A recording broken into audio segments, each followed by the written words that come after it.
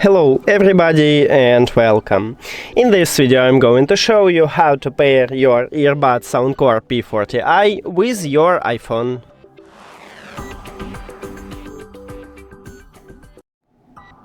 You have to start by open settings and then go to the Bluetooth. Now open the charging case, and if your earbuds do not connect it with another device, it will enter to prank mode automatically and you will see it at the device list. But also we can enter to prank mode manually. At the back side of the charging case we have this connection button. You need to press and hold this connection button until this LED light starts flashing, like what I have right now. And you will see it also at the device list. Now just tap on it. And we did it! Thank you for watching this video. If you found it helpful, please consider subscribing to channel and leave the like on the video. See you later!